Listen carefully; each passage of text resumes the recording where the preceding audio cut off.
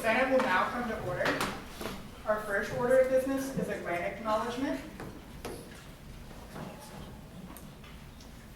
ASG acknowledges with respect that the land we are on today is the traditional and ancestral homelands of the Kumeyaay Nation.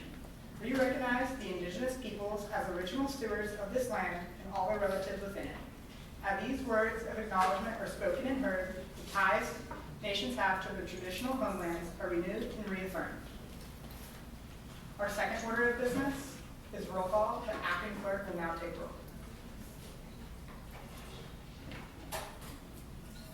Andrea Arvizu. Here. Zevin Atisha. Here. Anissa Beckett. Here. Jolie Beagle. Here. Julia Coladano. Here. Jameson Daytalk. Cassandra Diaz. Here. Lucas Diaz-Fernandez. Here. Cece Fletcher. Angelica Gottman. Here. Lily Giovanelli. Here. Valentina Guerrera. Tequila Heyman. Here. Osa Ioha. Alejandro Maria. Here. Sean Paula. Here. Emma Peters. Here. Asta Saha. Here. Ava Sareen. Here. Isabella Sevilla. Our next order of business is the approval of the agenda for this week. Is there any motion to approve today's agenda? The academics committee chair. I move to approve the agenda from February 22nd, 2024. There's a motion on the floor that has been seconded to approve today's agenda. Is there any discussion? If there is no discussion, we will now move to a vote. All those in favor, please raise your placards. All those opposed? Any abstentions? Motion passes. The next item on the agenda is the approval of the minutes from the last Senate meeting. Are there any motions on the floor to approve last week's Senate meeting's minutes? The athletics coordinator. I move to approve the minutes of February 15, 2024. There's a motion on the floor that has been seconded to approve the minutes from February 15th, 2024. Is there any discussion? If there's no discussion, we'll now move to a vote. All those in favor, please raise your placards. All those opposed? Any abstentions? Motion passes. The next item on the agenda is new business with the presentation and discussion of University President James T. Harris III. Thank you. Appreciate the time. It's really fascinating that this is your fallback place compared to Solomon Hall. This is pretty cool.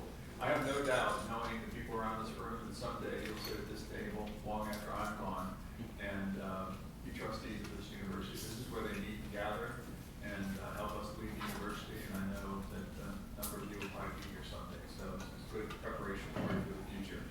Let me begin by, I want to go back to the land acknowledgement for a moment. Just yesterday I had lunch with one of the elders of the Kumeyaay tribe, Dr. Stan Rodriguez, and we had a conversation about how we might work more closely with the Kumeyaay tribe, and we're looking at articulation agreements between they have a community college, and they're trying to figure out how some of their undergraduate courses will transfer into USD, and so we're trying to have an articulation agreement to help try to help more tribal members come to USD. So we're very excited about that opportunity. I also just want to give you an update before I go to my presentation. We're in the middle of finding a new athletic director, and literally this week we're interviewing candidates, and by probably no more than 2 weeks from now, we'll have someone named. We had over 80 applicants from around the country. People from, like, if you're familiar with athletics, the Power 5 conferences, people from mid-majors and so forth. A very diverse pool of candidates, experiences, backgrounds, and so I'm very confident that we'll have a great athletic director here very soon. I did meet with McKenna, who is our chair of what's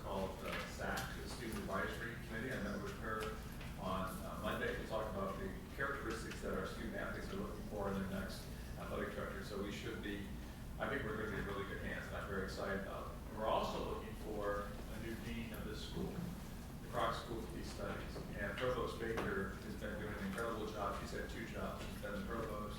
She's also been the dean. She has 2 offices, and it goes back and forth quite a bit. But we're in the finals of that search as well.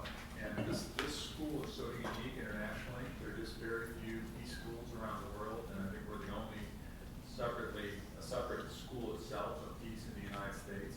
And when Joan Kroc established this, it was her hope that we would, is there any more time in our history that we need peace, right? We need more conflict resolution and discussions. And so those finalists who will be coming in the next couple of weeks as well are internationally known and have great backgrounds. So we're attracting incredible talent to the university. I had in my presentation, Gunnar, the questions about public safety. I think Chief Mayor Sherrill is probably over at Solomon Hall. So we'll go through those slides. I won't talk about those. We'll see if he shows up. If not, I can come back to that to address some. Yeah, I think he's probably over at the other door. I'm Dominic was here.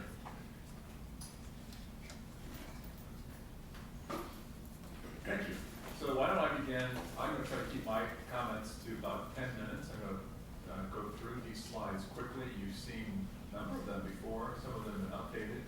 We talked last time I was with you in the fall about our new mission vision statements that were approved by the board last spring. Would you please move that forward?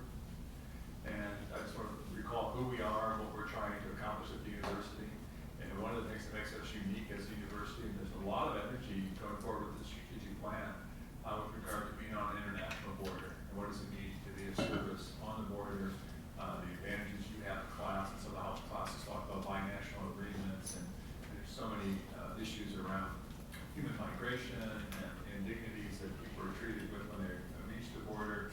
And I think as a Catholic institution, we have an obligation to be part of that. So when the strategic plan comes out, I think you're asking Dr. Michael Collier to come in a few weeks. Talk to him about some of the specific things that are coming out, and I hope that you can have more than a half hour with him so that we can get your feedback on the plan and the themes that are starting to emerge.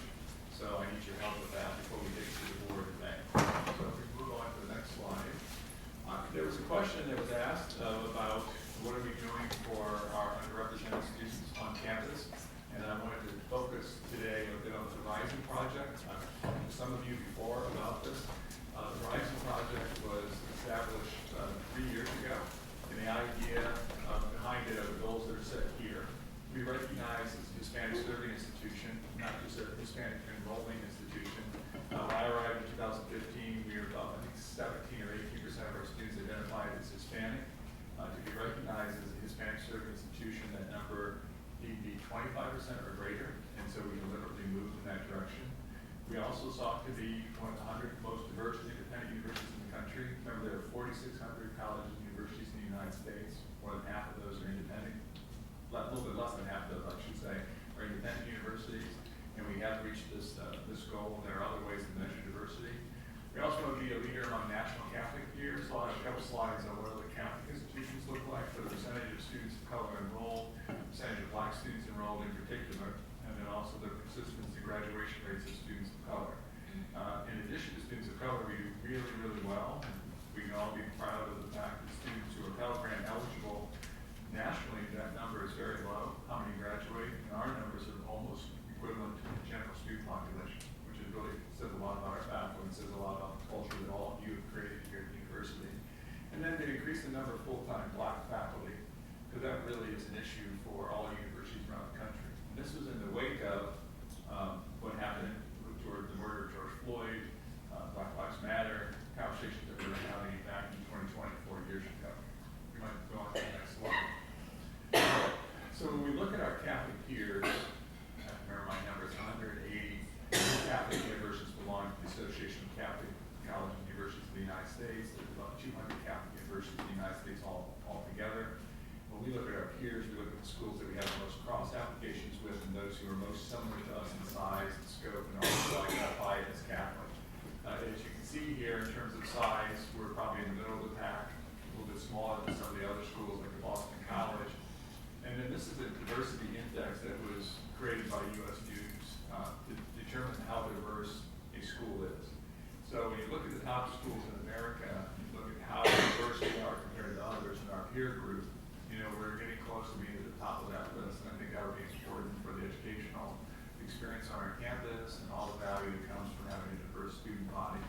But you can also see the numbers in terms of black students are very significantly underrepresented compared to the national population. California's population is less than 6% African American, and so we have a lot of work yet to do here as well. And in Hispanic, it says 24%, but that was 2 years ago, and now we're over that 25% mark.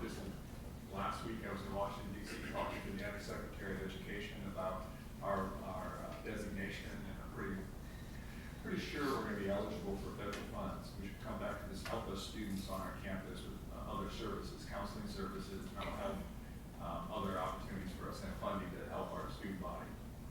And go to the next one. So there are 3 thresholds you have to pass. Just having 25% does help you. You're allowed to say that you're a Hispanic serving institution and you identify, and there are a couple hundred, I don't think there are more than that, over 300 Hispanic serving institutions in the United States. But to receive federal funding, you have 2 other thresholds you have to cross. One is the percentage of your students who are Pell Grant eligible. We're not going to reach that one. That has to be 36%. We're just over 20%. And then there's another one that looks at the ratio of kind of return on investment. Do Hispanic students succeed at your institutions? And at USD, they do at a very high rate. There's an exemption for not meeting all 3 of those. And the reason we will likely qualify is because what I mentioned earlier, that we do well with Pell Grant recipients. We graduate. So if you think about the percentage that graduate from here compared to other institutions, we actually graduate more individuals because we have a much higher percentage of success with our students. So that's very positive. What you see there below are some of the initiatives that we've taken since 2020. And it goes all the way down to looking at the syllabi of individual faculty members. We've been doing a series of trainings across campus. And we still have a lot of work to do. We have a task force that's working on our Hispanic serving designation. And then future opportunities, for example, language, the ability to serve populations with special needs, everything from food to special services, and we just doing a complete audit of that as a university. Go to the next one, please. This gives you some sense of where we've been. So 2015, we started the process, and in 2016, we created Envision 2024. And we talked about where we might be. The Horizon Project came in 2020. We just look at our institution, those underrepresented students. So men are underrepresented at the campus. And we need to make sure that we keep a balance as best we can in male population. And that's in some ways a losing battle because high school graduation rates, while they're dropping, the percentage of high school graduates that are female is greater than that of men. And so how do we balance that on our campus? You see the Hispanic numbers have grown, our black numbers have grown, and black multiracial have grown. So we've had tremendous growth at the institution. Last year's first year class, as you know, those of you who are part of it, is the most diverse class and most academic grade class in the history of the university. The class before it was the same, the class before that. So we've had 8 years where we're both academically better and more diverse. And so you are the living embodiment of inclusive excellence. Our institution, there's an argument when I propose that this is the direction we should go and a conversation about campus. Some critics would say, well, you can't do both. You can't be academically better and more diverse, and we're proving that we can be. So that's a hats off to all of you and your success here. The issue that's, hello Chief, sorry, we probably took it in the wrong direction. Full-time faculty are a much more difficult issue to try to diversify because they don't change. Full-time tenure track faculty, while we've increased them in numbers in 9 years, 22%. We've increased the number of full-time tenure track faculty. Our student body has stayed about the same size, so we're trying to have more faculty per student. And our ratio is down around 11 or 12 students per faculty member, which is extraordinarily low for an institution like us. But you get a sense of how slowly this moves. A faculty member, once they get tenured and they've been at the institution, we want this to happen, they'll stay 3 or 4 decades. So we don't have a lot of turnover, so hiring new. We've had a number of programs that have been able to help us. But you see those numbers are moving as well, just over the last decade. So we're moving in a positive direction. It is difficult to retain often any talented faculty, let alone talented faculty who come from diverse backgrounds or identify as BIPOC, for example, because they're sought after around the country and high demand at a lot of institutions. So we have to remain competitive in our compensation. And many of them come to us because they like the opportunity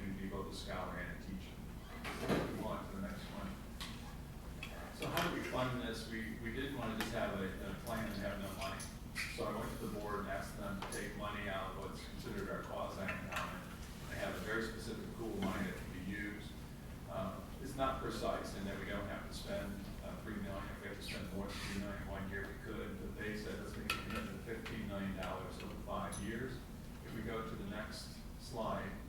How is this used? We wanted to expand our support services. We wanted to increase the number of scholarships that we have on campus. There's a project that has been going on actually the year before I arrived. It started. And if you look down the line that has minority faculty hiring plan, one way we can do this is that when you graduate with your PhD, which some of you are going to do, and you go off and get your PhD and you want to be a faculty member, you have to make a decision of where you're going to go and spend your academic career.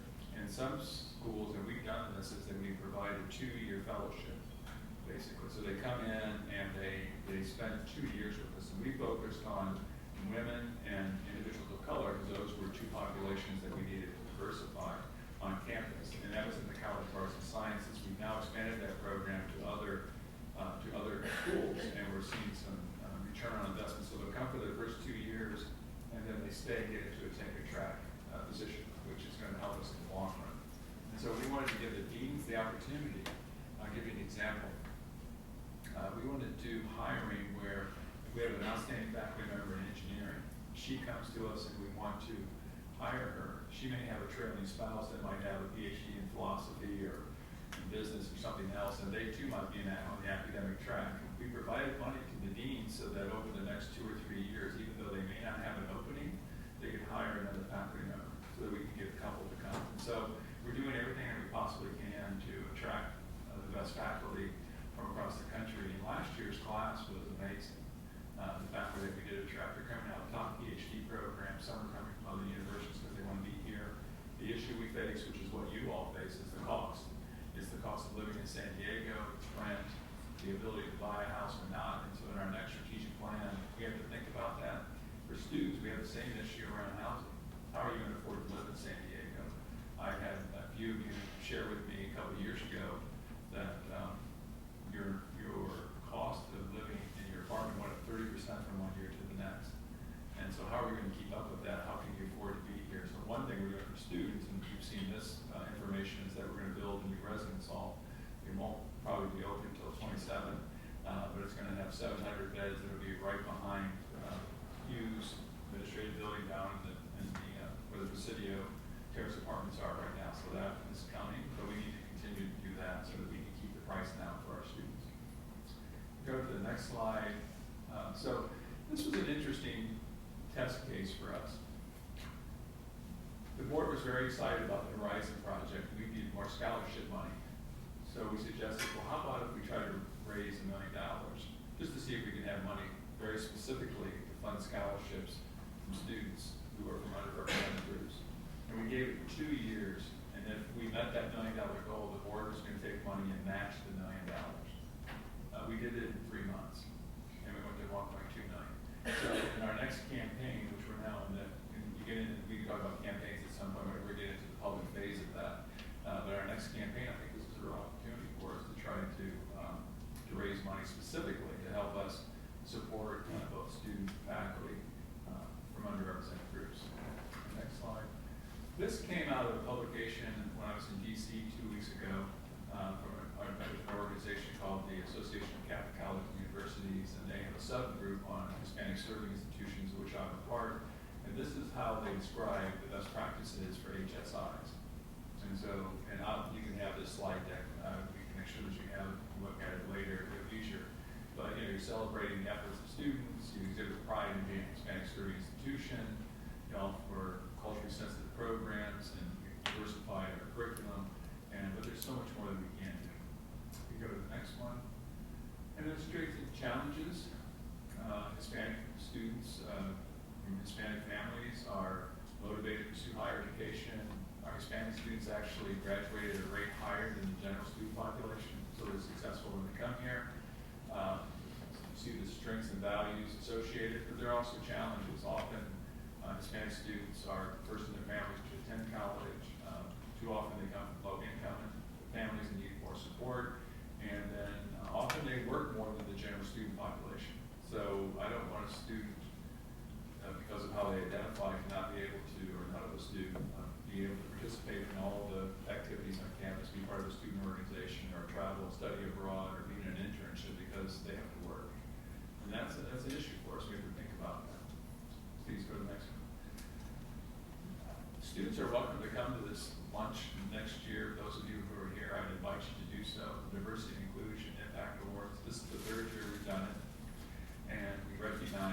brilliant staff who have gone above and beyond call of duty in their own responsibilities to help make this more inclusive campus and have a greater sense of belonging. The awards we gave this year, heartfelt, it's just one of the most inspiring things I get to attend during the year. And so we created this out of the Horizon Project. It came out of an idea from the faculty, and it just is a wonderful ceremony to celebrate diversity, equity, and inclusion at USD. So I hope that you would join us next year. I'll make sure I need to get it to the so that you know that you're able to come. Vice President Johnson will come back and he's been talking to you about the Bright Student Model, so I won't spend a lot of time here. We go to the next one, and then I think that's and the 75th anniversary. There was a question about it. We started we're calling it the Lighting the Way Forward. We started with a conference in January where we invited theologians and scholars from around the country to talk about Catholic higher education. But this year, this theme will be Lighting the Way Forward. We're a very young institution compared to most universities nationally, and but we're very accomplished for being so young. So we want to celebrate that 75th anniversary. This is our theme for the year. You might go to the next slide. We're going to promote this. You'll see banners and things around the campus. The big event, the big fundraising event we'll cap it off at the end of the calendar year. And again, we're trying to raise money for scholarships for students, trying to raise more money for students in general, for academic excellence. And it's probably likely that during this next time during this next 6 months, I'll be working with major donors to try to identify the gifts that are called lead gifts for a campaign. Then when we announce that we're going to raise money, you try to have about 50% of your goal already in hand. And so with this university, last time we raised $317 million. Next time we hope to exceed that. And so we're having a lot of success right now, people coming forward, but it's all going to be based around endowment, building needs, helping our students succeed. So I think it's going to be fantastic. Go to the next slide. You'll see some of these banners around campus. Next slide, please. And then we're looking for partnerships, and we have individuals who are going to be partnering not just for the gala, but all throughout the year. There's probably in the next 2 weeks we'll be announcing a partnership with a health organization that's geared on trying to help our students and provide funding for the running of the Wellness Center. Your student fee starting in January of 25 will go towards the mortgage of the building, and you're paying for the building. But then we need the money to actually run the building, and we have a healthcare provider that we think we're partnering with. We should sign an agreement in the next 2 weeks that would cover the cost of that and provide more counseling services and more funding so that we can run that center for you. So we go to the next slide. We made partnerships, and we're partnering with the Padres this year, so you'll see us out in the field. I guess we'll have signs and things like that. So these things help. Hopefully the Padres will be better and we'll be on national TV more often. So anyway, that's I'm sorry, that's like getting a simple fire hose. I hope that addressed some of the questions that you had. But I'm open to questions about how do we serve under policy, open up to James. Right. So now we need to go to the chief. If you don't mind going back to the beginning. I pause there that before you begin to answer questions about Horizon or anything with regard to our support services for underrepresented students. Okay, if not, thank you. I'll turn it over to the chief. Yes, please. Senator Rosa? Yeah, I saw on the slide talking about supporting the SSS offices, you allocated $750,000 to that. I'm not totally sure if you've been aware of this. I've been working on it along with other members of the IDA committee. The SSS offices, commons, I'm not sure what they're called, down in the UCs, the space is just not adequate. They're dealing with hand-me-down couches, poor displays. It's just not a great look. I think if the students in need of the most support are getting very little of it, especially in comparison to the other spaces I've seen around campus. I mean, like literally, like right outside, there's brand new couches. And so, if I'm not exactly sure what the necessary channels are, but I'd love to get that to your office's attention. Yeah, thank you. Right now, it's going to happen. Thank you. And we got funding. It was pretty difficult, but they submitted their funding requests to our center discretionary fund literally a couple hours ago. But if we get that redirected to you, because I don't think the fund that we have currently can cover that. Are you talking about the SSS offices or SLP? SSS, Okay, Student Support Services, Got it. Commons, yeah, thank you. And the $750,000 is not for that. It's for Expansion. scholarships. Okay. It's for new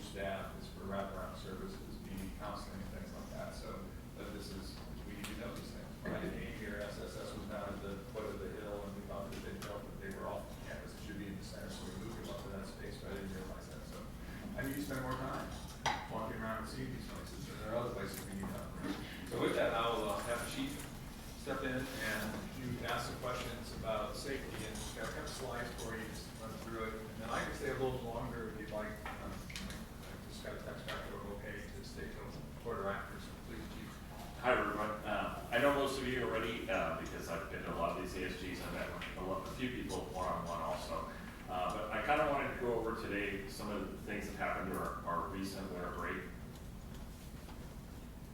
We had a total of 5 residential burglaries that happened between 11/28 and 1/22/24.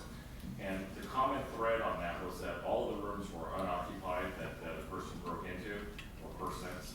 And 4 out of 5 of those incidents happened because doors were either left ajar or windows were left not secure with dowels or with little locking devices that we provide. And DPS took reports on all those, and some people may not be familiar with is that when we take a report, if it's a crime report, we also pull a case number for San Diego Police Department. So the same report goes to San Diego Police Department with their case number, and then their detectives also assist in doing any type of follow-up. So if there's any type of leads that come up, not only do we investigate it, but we also forward that information to San Diego PD, which they'll also investigate. And the uniqueness of that is say they arrest somebody outside the campus that's committing a burglary in the neighborhood, and they recover some property, they can link that back to our case, and that can help close it. So at the bottom there I have our case status is open, and both public safety as well as San Diego PD are still investigating some leads that we do have. So we still do have some leads that we're looking into for these incidents that took place. And just to kind of put this into context, of the 5 residential burglaries that we have for this past winter session, the total number of burglaries that we have for 2023 that we'll be reporting on our annual clery report totals out to 11, and that's 7 residential burglaries as well as some campus burglaries that happened within buildings. So 11 was the total number. In 2022, we had 13, so it's still within that area of we're not going up higher in crime. We're kind of staying the same. And you know, even with 11 burglaries, that may sound like a low number for an annual statistic, but that's still a lot of burglaries. And you know, I would hope that we can even reduce that even more. And that's why I think it's important whenever we have these meetings. And I know ASG has helped to get the word out to other students about calling public safety and notifying public safety anytime you see something that occurs, and that's really been helpful. Some of the implementations that we did after the burglaries, we did extra patrols that we continue to do at the resident halls. So we have officers assigned each shift that walk the residential halls, whether it's the valleys, vistas, even here on the mesa. And Res Light provided sash locks as well as wood dowels to the residents in the valley where these break-ins primarily occurred. And then we also are installing some additional security cameras. So the cameras take a while, so it's not going to go up overnight. We have about 5 projects that we're doing that we're expanding our camera systems. The valley is one of them, so it will come up, and we are in line to get that going. Probably, I would say within the next month or two, we'll probably start doing the infrastructure to getting those in there. And some of the other things that we've done is we've enhanced community awareness and engagement. Many of you saw some of the information that came out in the USD Vistas and USD Media, as well as what we did was some targeted communication specifically to the residential area where people are housed. And the only thing I have to say about that is sometimes information doesn't get to everyone. When we do targeted information, we're trying to focus on the people that live in that area, but it doesn't go campus-wide. And sometimes that's just because there's so many emails that go out that we can't really send it to everybody. So we do the clearing notifications, but as far as follow-ups as to what has been done, I don't know if everybody gets those because, again, we try to use the Vista newspaper or Toronto Weekly to push information out so it doesn't go directly to your individual emails. And then again, we're continuing our collaboration with not only San Diego Police Department, but down by the valley. We have the Tecolote Canyon down there, so we're working with the park rangers to try to identify if there's any individuals that may be residing down there or frequenting that area, just walking around, that they can stop and identify, and again, send that information back to public safety so we can get an idea of who they are. And what we can all do as tourists is, again, ensure that our doors and windows are closed. Probably one of the best things we can do is make sure we don't leave doors ajar, we don't leave windows ajar, especially if you're leaving. And again, don't leave valuables in plain sight, be alert, and call public safety. Anytime you see anyone that you feel is suspicious, we've talked about this before. before. What's suspicious to you is whatever you feel is, curious. If you call us, we're not gonna say, that doesn't meet the criteria. Just give us a call and we'll come out, we'll investigate, and we'll contact, any individuals or any other concerns that you have. And that's kind of it, if anybody has any questions about the burglaries. ASG President. Yeah. Thank you, Chief. Can you clarify like the communication aspect of, I don't know if I missed that, like, so you only use the student media to communicate, or why hasn't there been like through emails before as well? We sent out emails to the residents that live in that area, and in those emails, they were very specific about what we've done as far as some of the procedures we put in place. And then the rest of that we put out through the Carroll Weekly and then also through student media. And there was one, there was one sort of mass communication that went out to all students from Dr. Nicole Whitner and the chief. I think that went out maybe a week ago, or maybe a little bit more than that. So there was like an update to the entire student community, but we mainly targeted emails to the folks in the residence halls. Thank you so much. There is a careful balance, and you have to help us set that balance of how much security. I mean, how many cameras, how much do you want to be observed? And so some of that is just keep getting your advice on how to do things better, and any ideas you have. Maybe there's another idea of the way that we help protect you and make sure the rooms are secure. Senator Grosso.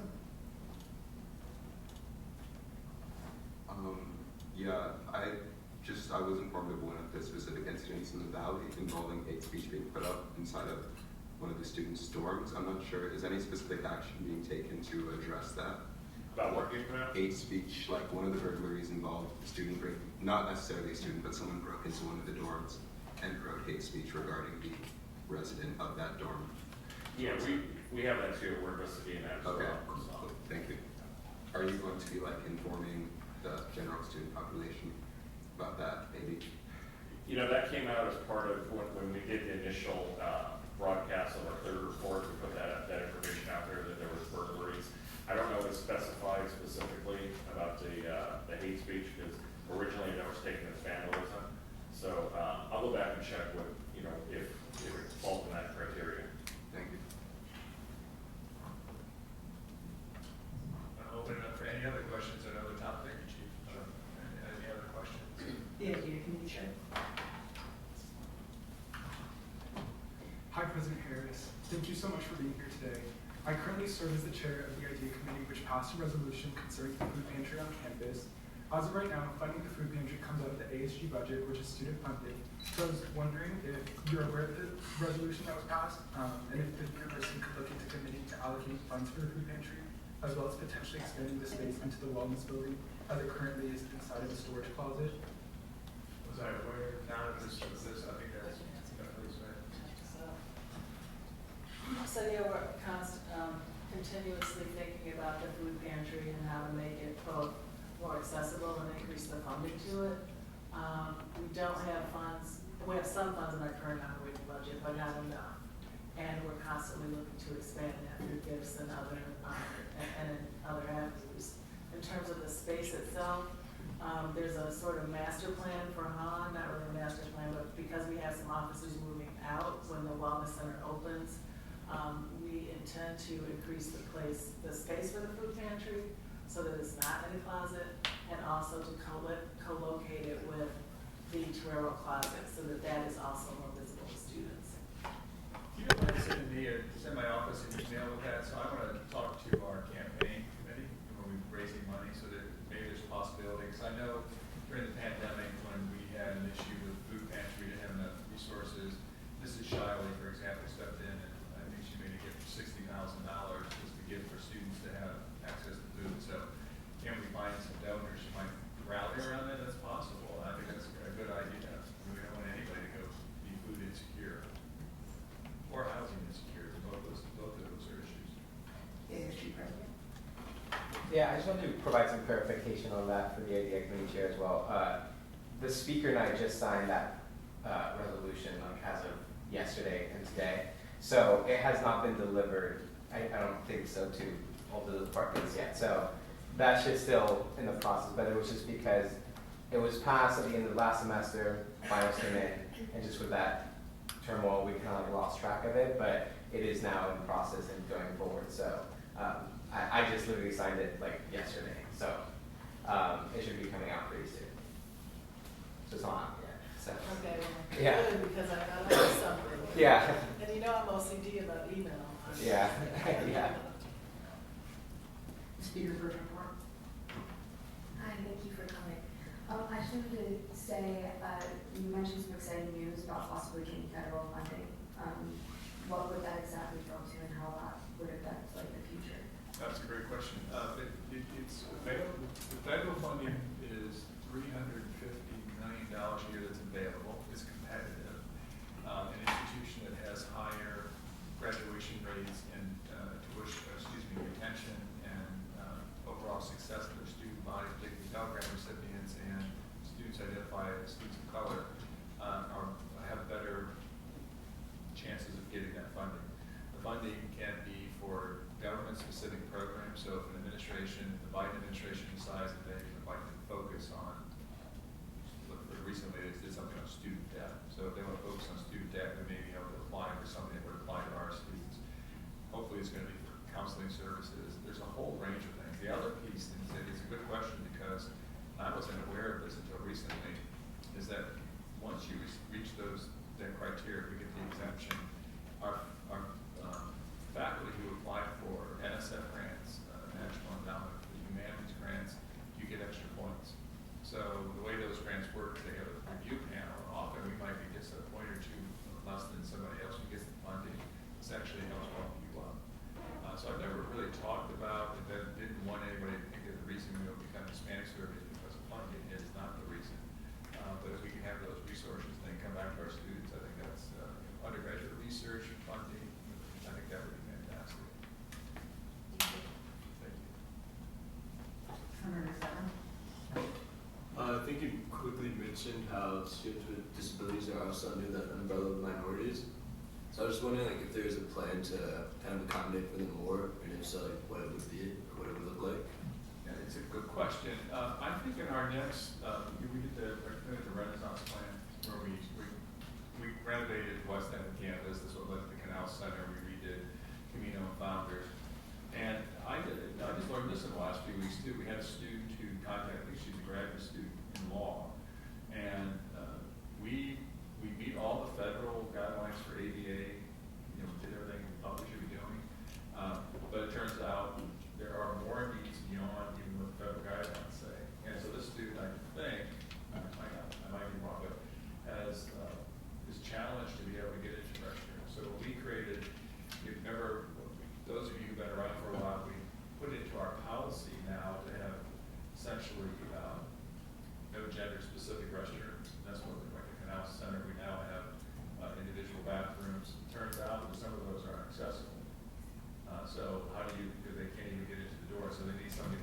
So this has been brought to the attention of Andre Hutchinson, again, literally in the last month. And so I think we have to rethink, not just meeting the standards that are set by the federal government, but what are the needs of our students?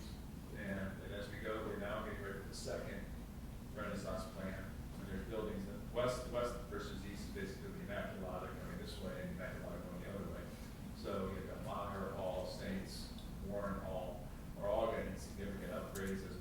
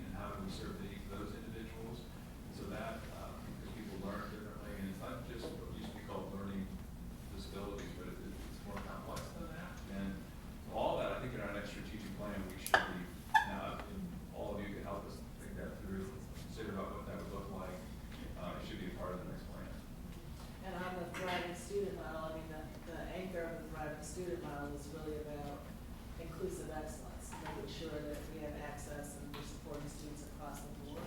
So we'd love to hear the concerns and ideas that you want to make. You know, one of the things, it's not about physically challenged, but it's a separate topic, but it's an underserved population, our veterans and military connected families. They're already up at 8 or 9% of our student body. And so they often are invisible on our campus, you know, they dress like everybody else on campus. You wouldn't know that necessarily we're a veteran, might be a little bit older. And so we're looking at how we might develop a Center for Excellence for military connected families and veterans. And we're looking, that's going to be a campaign both for space and also for more counselors and services. So we just have to be attentive to all the different populations on campus, and we just have to think about this differently.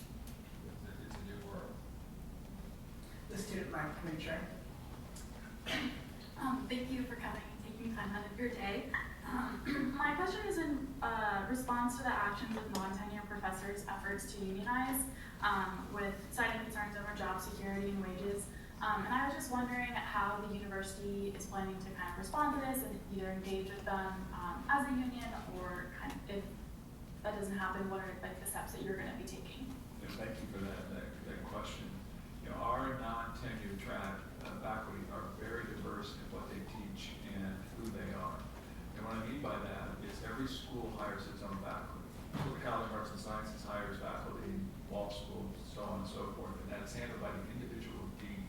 I believe this movement is coming out of the College of Arts and Sciences, but that might be broader than that.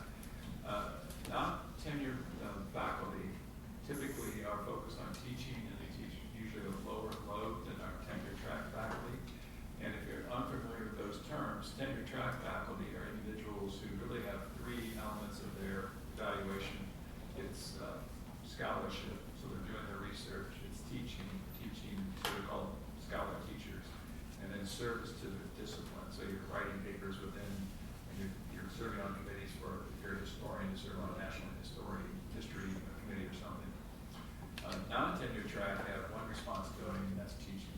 And they are vitally important to the institution. There are hundreds of them, and they come in different,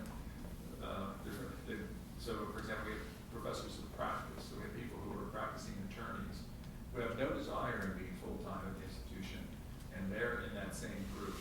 So this idea, listen, anyone has the right to organize. We have no unions on campus. We have had efforts to do this, and what we've discovered on campus is that often, and again, my father founded a union. I mean, he was one of the guys who signed the original papers. It was an awful work environment. It was chemical exposure. So I understand the value of unions. The last time we had a movement of this sort, what we did was we informed people. We informed people what they have, what they don't have, what they think is going on, and that group chose not to unionize. And I think that might be the case here. So we need to talk about that and certainly get information out. Last year, Provost Baker spent the entire year and had open office hours for any non-tenure track faculty member to come see her personally and talk about what they're facing.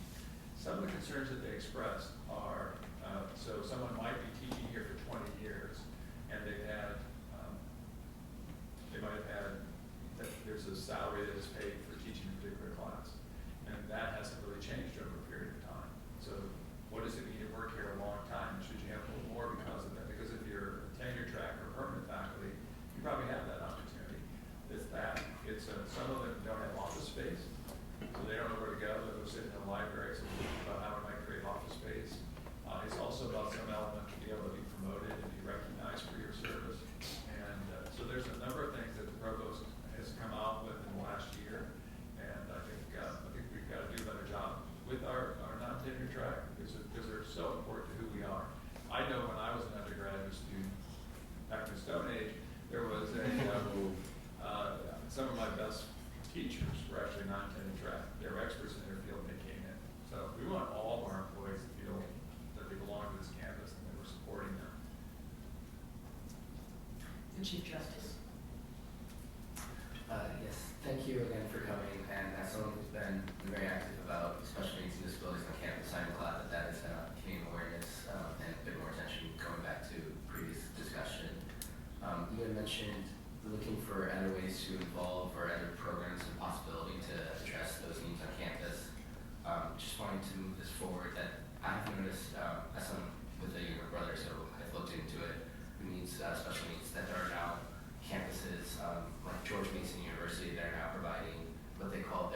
Life program that is implemented for more severe side of disabled spectrum, where it's instead of trying to implement disabled awareness into normal classes or non-disabled classes, it's specifically about a program of addressing student needs and how to implement postgraduate like workforce opportunity, stuff like that, which is something that I feel at least was considered for campus, but go a long way in those regards. So just wanted to send it. Yeah, I think that's an excellent idea for someone to pursue, and we have somebody who serves on the strategic planning committee right beside you, so that perhaps we bring that to the strategic planning committee.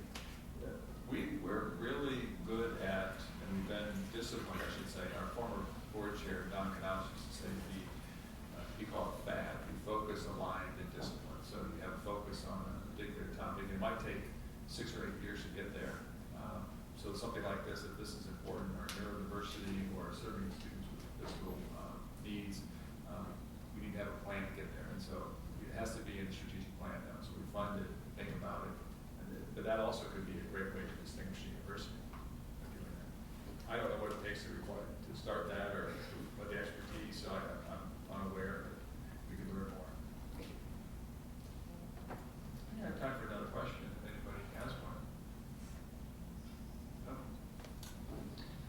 The student board committee chair. Hi, yes, thank you so much for coming. I remember with our conversation when you came to Senate last semester regarding improvements in the Valley. I understand that we're starting like going toward the Valley, and the Valley was was redone a couple of years ago, but something that's been brought up by our constituents a lot, especially because quite a few of us in the room do live in the Valley, is unreliable facilities such as the washing machines as well as water stations, which I know a few of the senators have been working on for quite some time now. Another thing that has been brought up is the elevators and the parking structure, as the trams from the Valley have been, I guess, reduced in a way, because one of the trams is no longer working, and that has been reduced from a tram that can hold 12 to a tram that can only hold 5. So more students have been walking, and it has been brought to our attention that the elevator permits in the parking lot structure expired 2 years ago, and they're also very unreliable. I know quite a handful of students that have gotten stuck in those elevators, and it, it's, I guess, just what is being done, and I guess this is a question for the chief as well, of like what's being done to improve residential life in the Valley and making sure that our facilities are up to date. I think it's maybe more of a question for me. And so, I think, I'm glad you brought this to our attention. There is we have we have a bifurcation of facilities. So one is our general facilities, which would be responsible for things like elevators and some of the other things you mentioned, but the washing machines, and I think you said, was washing machines and, was it vending machines? The water things, those are things that I can take back to my team and make sure that we address. And if you have those sorts of issues, the best person to reach out to on my side of the house is Andre Mallier. He runs facilities for the residence halls.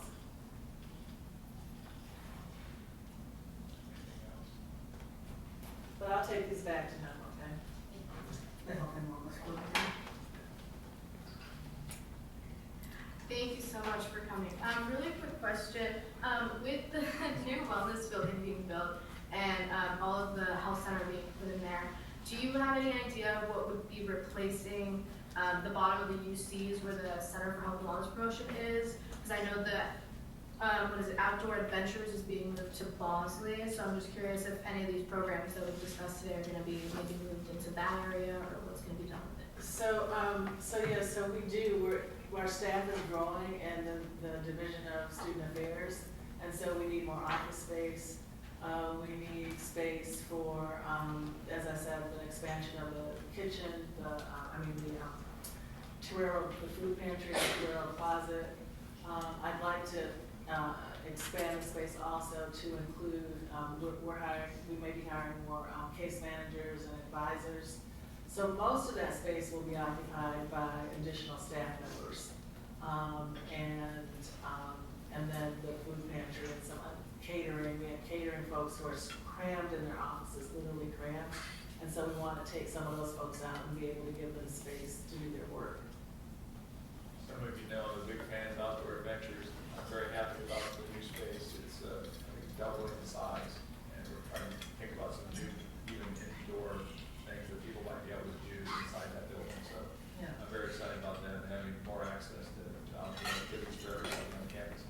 with that, I'll just end, if you want to go for a walk, I just walked with a student today, I'm walking with a student tomorrow morning, just call my office, and I walk in the morning, I walk at 7:30 in the morning, so if you want to go for a walk about 3 miles, and have a conversation about anything, whether it's an issue on campus, or if it's your future, what you're thinking about, I'd love to talk to you, so just call the office and say, hey, the president invited me, so it might take a couple weeks to get on my schedule, but I have open spots, so please come and join me and tell me what's going on. I learned a lot from you, so thank you for your leadership. I appreciate it. Thank you. Thank you.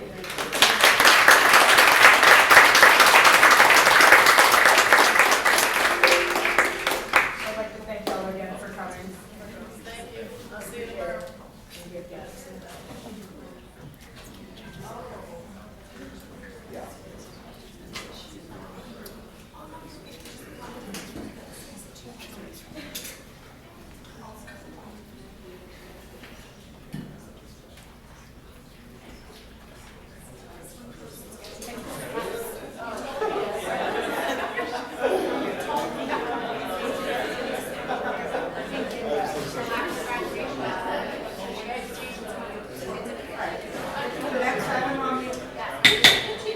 The next item on the agenda is a confirmation vote on the new TDD chair, Katarina Stolberg. Is there any, before we get into that, I would like to say that there was an interview conducted for her, and the vice chairs all think that she's very capable of becoming the new TDD chair. So if y'all were wondering what the process was behind that, it was offered up to the vice chairs and the TDD team whether or not they wanted to do it, and then an interview was held, and then we got the opinions of the vice chairs on the candidates. If there's any motion on the floor. Senator Shaw.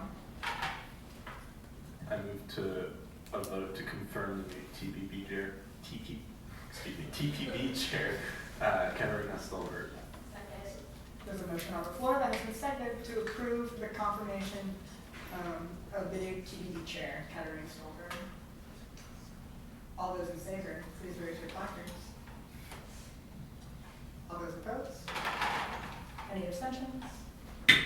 Motion passes. Katarina is now the new TBD chair.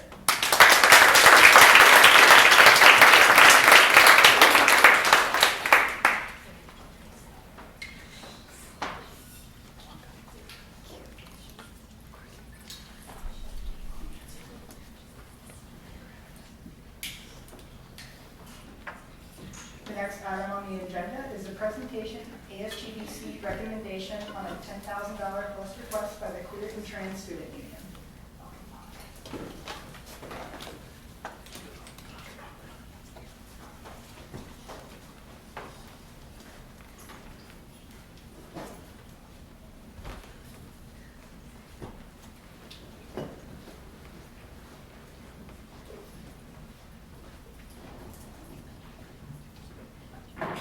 Hi everyone, I'm Marco Run. And I'm Camille Core. I'm Will McIntyre. I'm Abby Bates. And we are speaking on behalf of USD's Queer and Trans Student Union today. So today we're going to be talking about the annual Cutie Ball for this year, and the theme is frightening.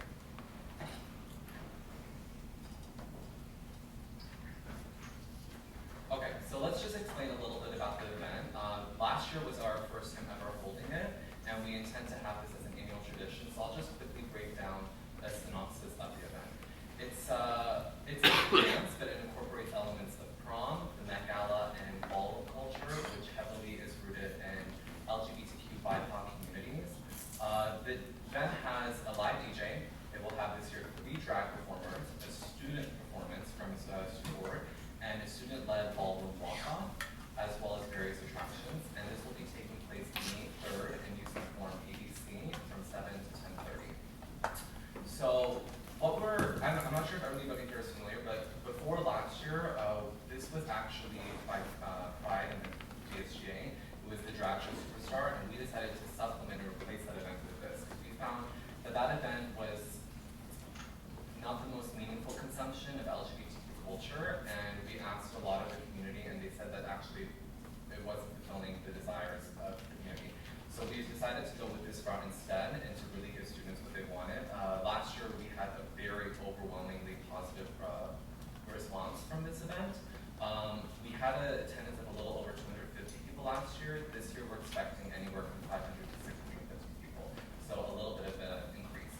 Part of this event is also to give the LGBTQ students part of what they missed during adolescence that some of their straight peers would have had easily available, such as high school proms. That wasn't like the most safe space for some of us, so this is also kind of replacing that as well. I also want to note that this does kind of tie in with the Changemaker campus mission as far as education, community building, inclusivity, and promoting acceptance. Yeah, and then Camille's going to explain a little bit about how last year went.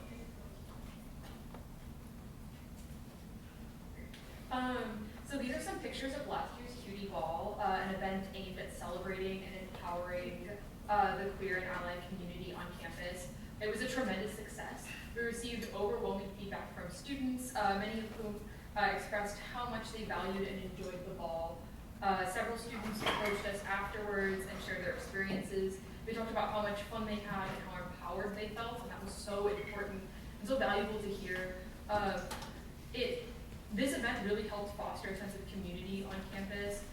One particular highlight was our drag performer crew. We invited Amber St. James, who not only entertained the crowd with their talent, but also inspired everyone to embrace their confidence and authenticity. So while the Cutie Ball was a success, it required a considerable amount of effort and resources to pull off. We faced various challenges in organizing the event, including securing the venue, our performers, and managing the logistics of an event this size.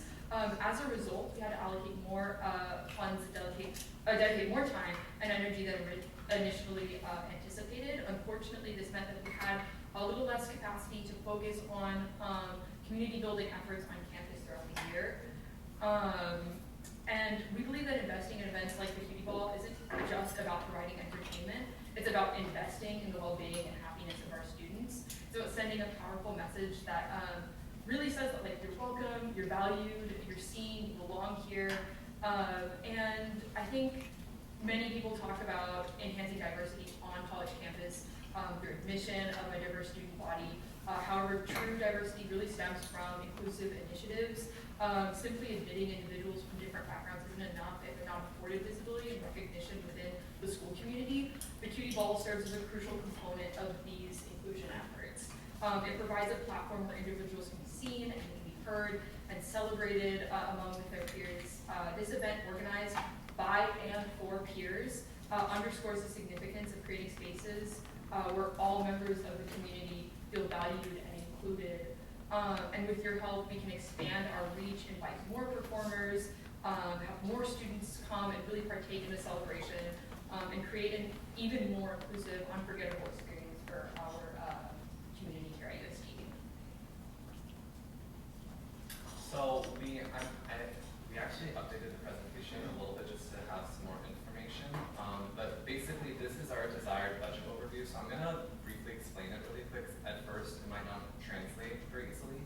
So this year the theme is Fright Night. Last year we had a theme of Alien Superstar. Both of these themes, of course, are fun, but they also have a lot of significance as far as queer themes and storytelling. Last year it had to do a lot with the Renaissance movement and Beyonce honoring the vulnerable community. This year, horror has always been a big thing within the LGBTQ community, but we're really going to be tapping into a lot of the Carrie and the Shining on the screen, specifically Carrie, because a lot of LGBT students can identify and somewhat relate to Carrie's experience, I would say, as far as being different, ostracized possibly at school, not fitting in, having troubles with their parents in their home life, but having especially unique power to them. So that's why we'll be really tapping into Carrie. So because of that, we'll be having brilliant lighting, supply drapes, lighting, and effects. So it's going to be like wall drapes, circus tent drapes, disco balls. We're basically recreating the prom from Carrie in UC Form ABC. The decorations, it is a little, we understand that it's a little big, but we also want to note that we are a relatively new group and this is a relatively new event. So a lot of the decorations we will be buying will actually be reused in many years to come. We have a red carpet at the ball, just like the Met Gala, and things like the actual red carpet itself, from the lighting and the backdrops. Those are things we don't really have, so we want to get something that we can reuse and also emphasize the sustainability impact as well. So the decorations, like I said, will include everything for the red carpet, as well as tablecloths, centerpieces, a lot of materials that also can be reused. And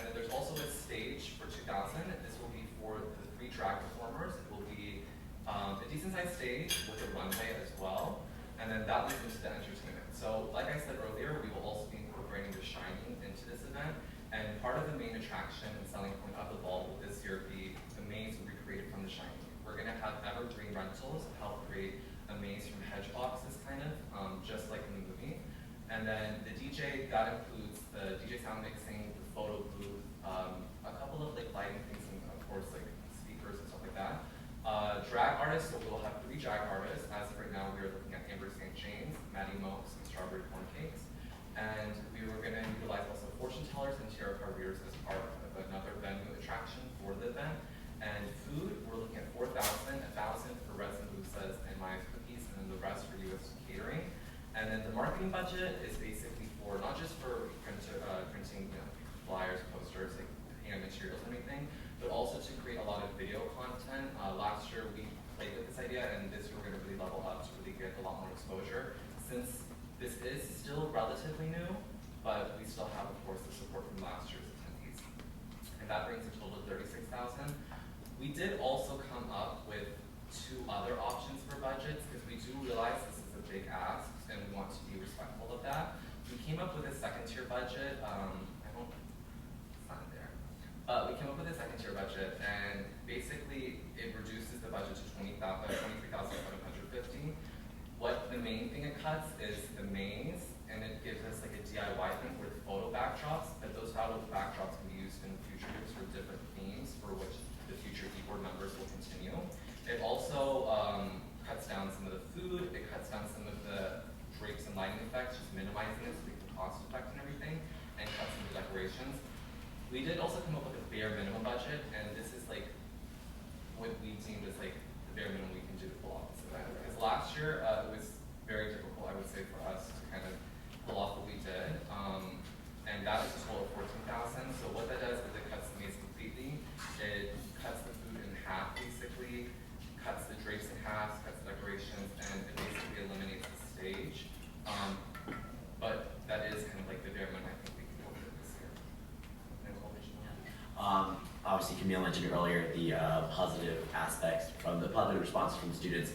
So I actually was just a student last semester. I joined the board this semester, and I wanted to speak from the student testimonial about how important, as a queer person myself, how important these events can be. Obviously, we talk a lot about the positive finding space and stuff like here, but one thing that doesn't get mentioned a lot is the feeling of safety. I have been very lucky to grow up with family and stuff like that, but there is this sort of feeling that these events, specifically the cutie ball, present in regards to just being amongst peers, and specifically queer peers. And I think one of the things that we spoke to with a few of the other students is just this sort of lack of a judgment-free zone. We obviously can make a lot of initiatives to create, diverse areas and diverse events and stuff like that, but these sort of events are so crucial to give students a space to feel that they are not only seen, but they are safe in being seen. Obviously, we want these students to know that they are welcome here, but not only welcome amongst the community, but welcome amongst their peers as well. For me, I remember going last semester, and it meant the world. And I also wanted to speak a little bit to the amazing initiative of the board that we currently have. These people are smart, they are dedicated, they are incredibly talented, and I think they are very deserving of the resources that they're asking for to pull off this event. They did a fantastic job last year with some difficulties and challenges, as Camille mentioned, but I think with the resources that we're asking for today, I think we can also make it even more amazing. So I want to give my student testimonial. As also a fellow student board member, I know the difficulties and the challenges of trying to run an event like this, and I've seen the work that this team can put into it. And I think because of that, if you give them what they're asking for, they can achieve amazing things. Not only for people like me, but for the entire USD community. One of the things that we want that, along with being a space for queer students, it's also, Marco mentioned, with the consumption of, queer culture, is that this is a wonderful way in which to share and celebrate queer culture, even with non-queer people on campus. I remember going to the event last semester, and obviously there's a lot of queer individuals, but there are also a lot of allies. And it was, in my opinion, a great way to kind of share that space and saying, we were highlighting queer stories, we're highlighting queer students, and we were protecting them and letting them speak. We were also letting people participate in this wonderful world of queer culture. And the ballroom culture is a fantastic thing to be a part of and be able to watch, and to have that opportunity as, I think, not only a queer student, but as a student in general, is a huge building point, I think, in building people's diverse plans in life and stuff like that. So I wanted to speak to that as well. I also wanted to mention quickly that Marco has been working on partnership with. Oh, thank you. Yeah, of course, yeah. Okay, so another thing we're going to be trying to implement this year to, just build on the success we had last year is we are in the early stages of working with a nonprofit organization called Our Foundations, and we are hoping that they will reward first-gen scholarships at the event. At the very least, they will be providing some type of networking opportunities and mentorship opportunities. But we are hoping as well as sort of like, I guess a prize, some would say, but we are trying to also offer that at the ball this year. I also just want to emphasize that aside from last year, there really unfortunately has never been like an event like this in USD history. This is an event by queer and trans students, for queer and trans students, as well as the open USD student body. And I think that's very important to know because these spaces are just, it doesn't really exist on campus. And I think it's also easy to think that because we're in a state like California that is, somewhat more progressive than other states in the country, that spaces like this might be as crucial. But I think last year we saw that this definitely was, especially on this campus. We had a little bit of an issue with even people on campus stealing and vandalizing our marketing materials and like anti-protest of this event basically. So I think this just goes further to show how important an event like this is for this community. Thank you.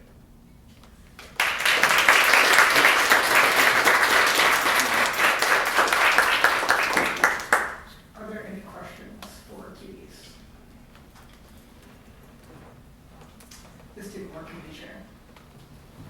Hi, thank you so much for presenting. I just have a quick question. Is there a fee to attend and what, no, okay. And then what does like your budget look like so far for, like what does the club giving for this event, if you're giving anything? I'm sorry, can you repeat the last bit one more time? Yes, like what is the club allocating for this event, if you're allocating? Like the total budget? Yes. So our requested budget was $36,000, the one on the presentation, but we do understand that's a very big ask. And so I would say like our bare minimum, like to really pull this off, and even though that's cutting like a lot of things, is $14,000.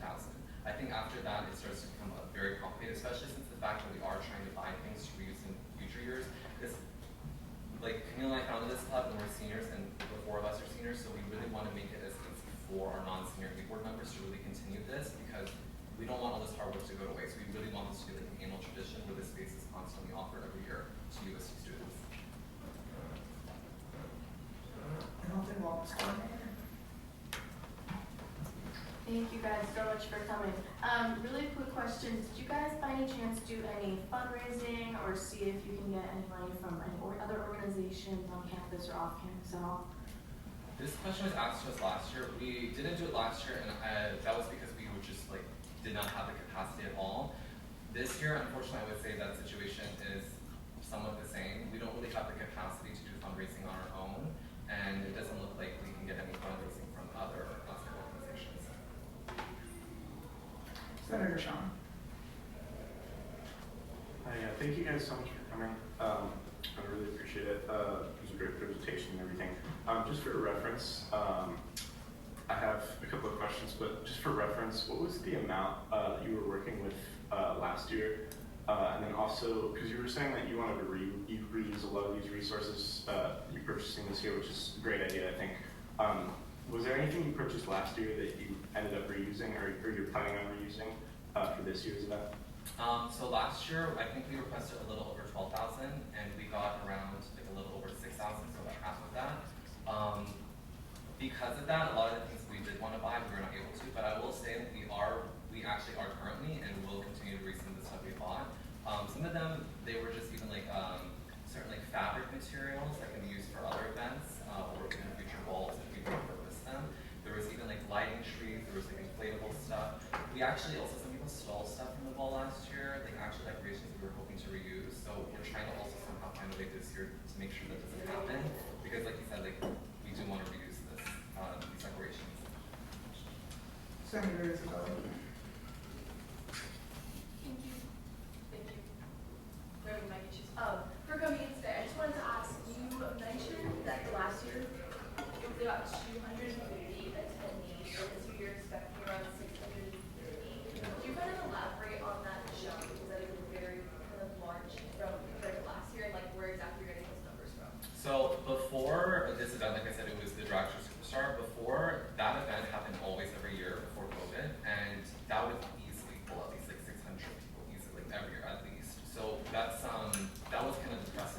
given that last year we knew since this is a rebranded award from what it was previously, and this is the first time this has ever happened, just the word of mouth and the general awareness of it was not going to be as high as the Drag Show Superstar.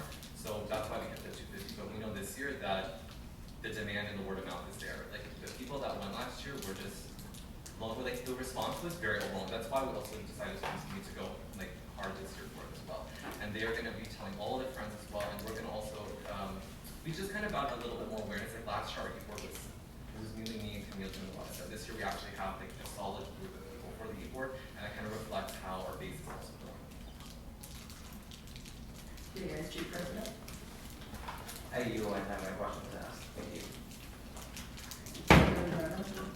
If you don't mind me asking, have you considered trying to sell tickets or other ways of funding? Because if you're projecting like 600 students, instead of like $500, we're making like 63K, which would just like cut the cost by a lot. So that would be pretty nice. Because of the higher budget this year, we did actually talk about that idea, but part of the thing we started with last year is we really want to offer this free to the community because there isn't really anything like it. And I noticed also today earlier in the discussion with President Harris, there was a lot of talk about certain diversity quotas and everything. And I would like to, I think it was about like 10% of enrolling students coming in every year for the past 4 years have identified as LGBTQ+. And I would just say like the events and funding for some of those categories and this category, it's just a little different. And I think it's really important to offer this complimentary to students.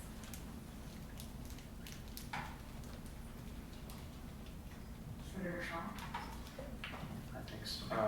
Yeah, I really appreciate that you provided like that itemized list of like everything you're spending money on. But I do have or planning on spending the money on. I do have a question regarding the marketing because you asked for in your original request at least. I don't know your other two options how that played into that. You said you needed $1,000. And you mentioned like flyers and everything, which I understand. I understand that can kind of get up there in price. Then also that you were going to create videos or something, and I wanted to see if you could elaborate on like where the cost would come in on creating videos, or if you'd be able to do that yourselves, or if you've considered that. Thank you. Yeah, of course. So our desired budget, yes, it's at 1,000. Our like bare minimum is at 100, which is a lot more minuscule, and we'll mostly just go to like printed materials. We will be creating the videos all ourselves in the help of e-board and like just our our like GVM meetings and just people that support us. Materials for that, like we did a very small scale last year. Like sometimes we just find like we had like an ET thing going with the Alien Superstar thing. So like we were doing like the iconic red hoodies, but with the cutie stuff. So like kind of like I would say props for the videos as well. Like that does. It's like it's a little expensive, but they add up in the grand scheme of things as well. Thank you.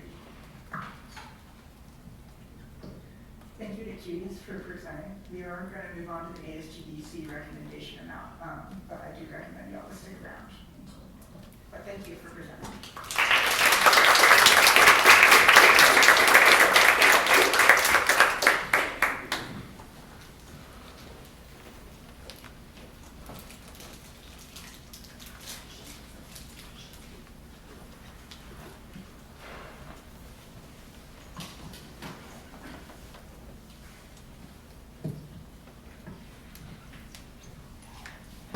Hi, everyone.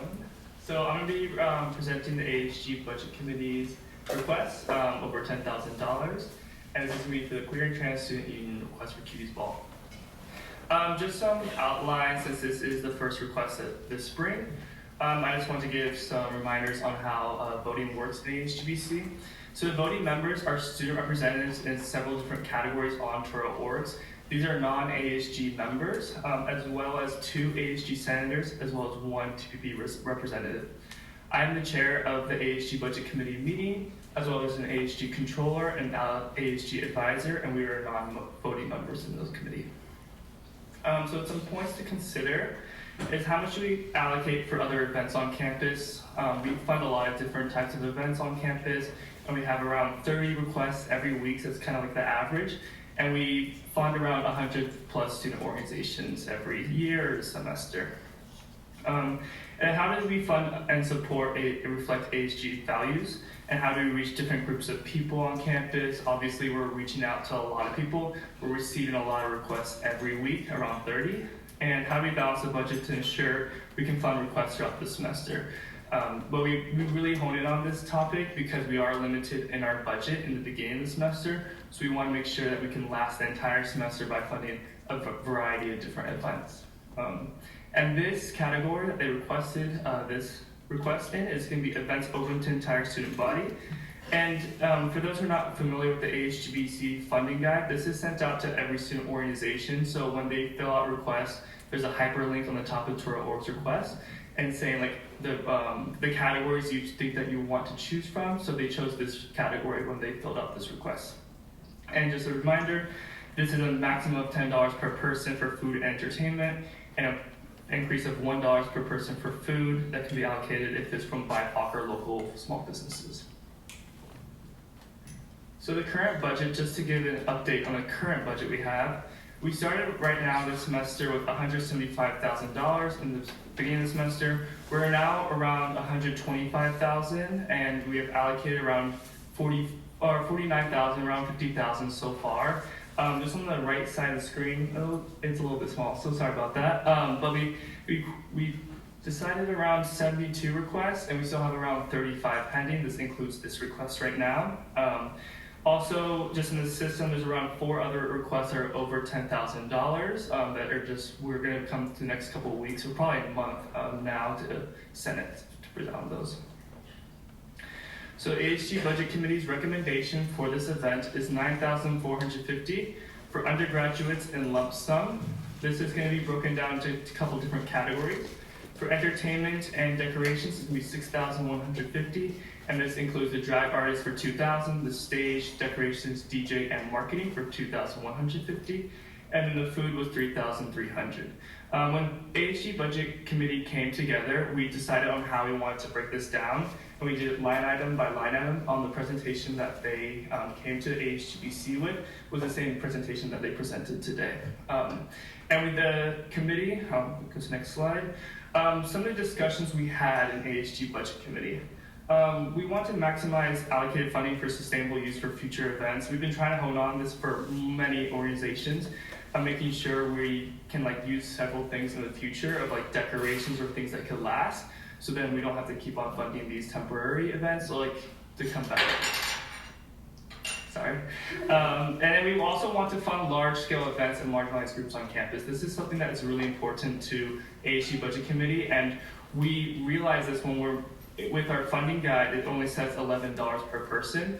So this is something where the committee, if you want to go back to this number, this actually number is over than the requested amount. So we really want to emphasize that we want to provide more than we can even give because we use this number of $11 per person for almost every other student organization who requests funding from us.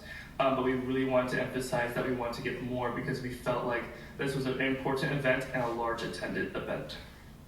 And then last year, just some context, we approved the same organization for a similar request at $27 per person for large-scale events. This was the number used last year, which would fund around, for this budget, 350 undergraduate students. And last year's attendance, like Katie said, was around 250. Just as a reminder, for voting, this is per the ASGBC bylaws. First, you would vote to approve or deny the ASGBC recommendation. If you deny the ASGBC recommendation, then you please vote for a new funding amount. All right, any questions? Point of order, we are over the allotted time for the agenda items. The academic committee chair. I move to extend the allotted time by 10 minutes. There's a motion on the floor that has been seconded to extend the allotted time on this agenda item for 10 more minutes. Is there any discussion? If there's no discussion, we will now move to a vote. All those in favor, please raise your placards. All those opposed?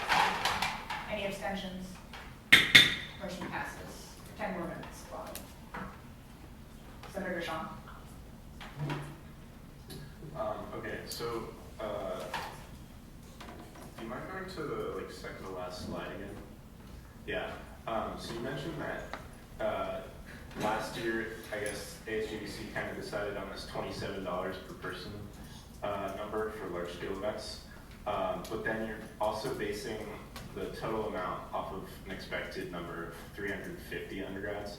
And I think in their presentation they mentioned they're expecting around like 600. So I was wondering how you guys got to that 350 number. If you could just explain that, kind of the thought process behind that. Thanks. Yeah, of course. So for this, so this slide is just discussions we had in ASGBC. This is not the reasoning. So this slide was the reasoning. We didn't use the $27. I'm just saying for context of past events. We used the $27 for this event. We haven't used the $27 per person for large scale events so far this year, but this was for past year's context. And this was just like, I just divided it. I'm just saying that it would fund around 350 undergraduate students. The Student Life Committee Chair. So I had a couple of questions. The first, I was wondering if you could provide more clarifications on to why, if you want to go back one. Yeah, so like, I know that you didn't use the $11 per person because you wanted to give more, but you also didn't use the $27. What was the reasoning or logic behind each of these line items? And like, why was the drapes, lighting, and effects, fortune teller, and maze dropped? Why were those included? Can you just explain more on that? Yeah, good question. So when ASGBC decided to come together, since $11 they felt it was not enough, we decided to go line item by line item instead of a per person amount, since like we knew that it was gonna be a little bit less then. So the committee, which they told me to tell every one of you, for the no maze, drapes, lighting effects, and fortune teller, this was like a recommendation because they felt it was not necessary for the event.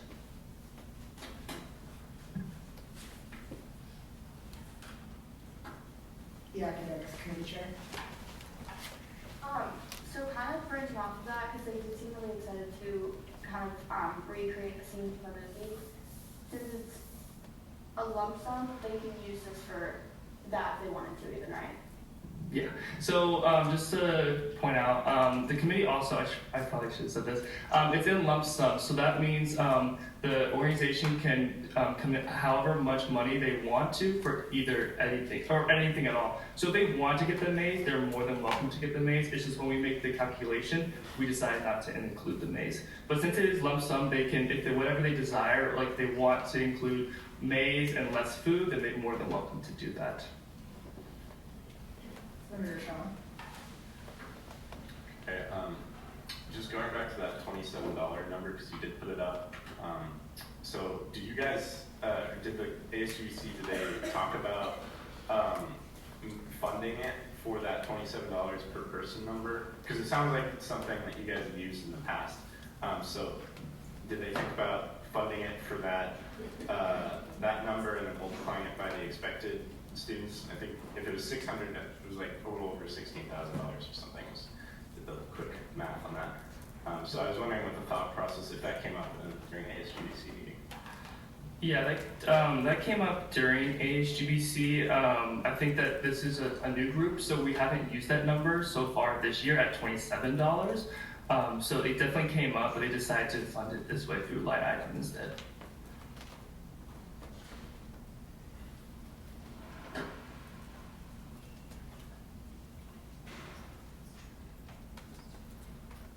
Student Life Committee Chair. Sorry, I just had a couple more questions. In terms of, I know consistency is a really big thing when it comes to the finances. And so when you're going the line item by line item, how is that kept consistent over all student works?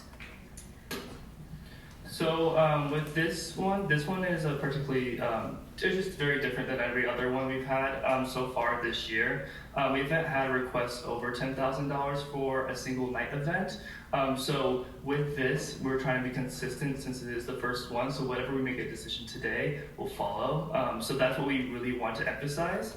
And since it is a per person amount, we're going to take this number decided and then divide it by the expected attendance. Just to go off of that too, when they did come into ASGBC, they were telling us that a 650 attendance amount, And then we also had a past context of 250 attendance, so we also took in those account as well, those numbers.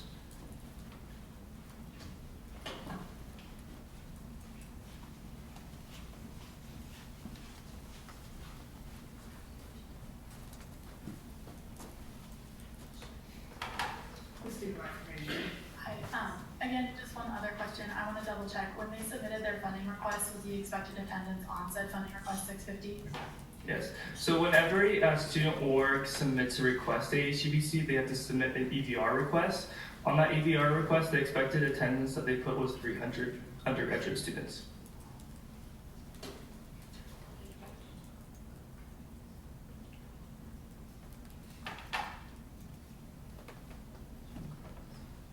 I would like to say you do not have to just ask questions. You can also raise your placards to make discussion points also.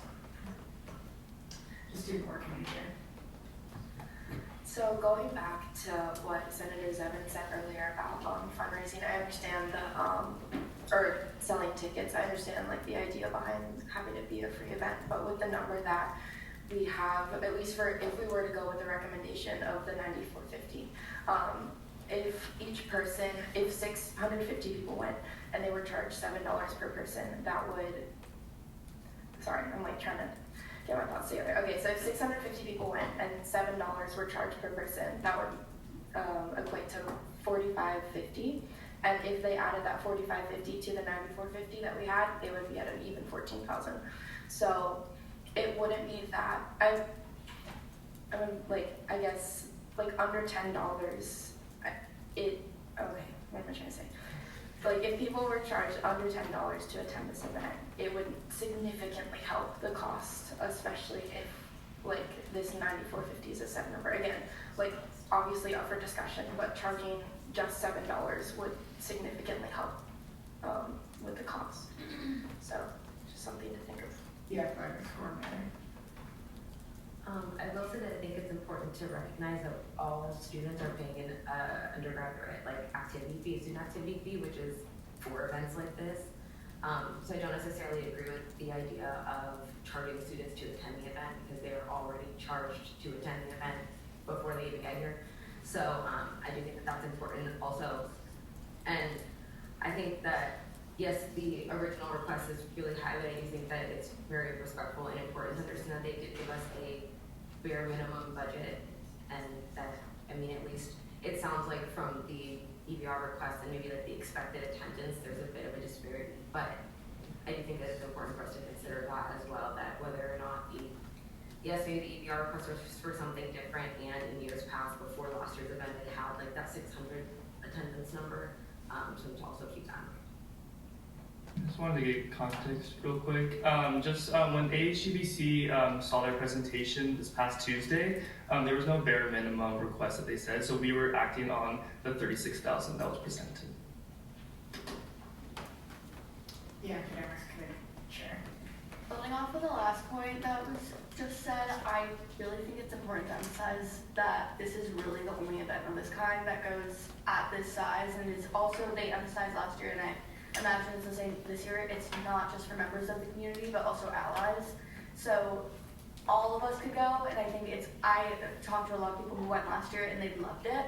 So I agree with student or community share, sorry, I'm used to the name, that I think 14,000 is a fair price to allocate for them. Senator Rosa. I have just 2 points. What about just like, oh shit. Yeah. 2 points. One about pricing. One about just like, I'm gonna start with the first point. Yeah, $4,000 for a DJ. I understand like a lot of the price points, $2,000 for drag artists. It's super important to support members in the community. But I feel like if you haven't had all your vendors set up and everything, you can maybe definitely cut down on that. Because 4,000 for like 4 hours, I think it's a lot. I don't know. And the second point is, I feel that as a Senate, and we reflected on this last year, was that we were a bit careless in allocating funding to this organization in previous years. So I feel like we have a chance to right that wrong. And yeah, just that. The speaker person 4. I move to call a 5-minute recess. motion on the floor that has been seconded to call to recess. All those in favor, please raise your placards. All those opposed? Any abstentions? Motion passes. A 5-minute recess in town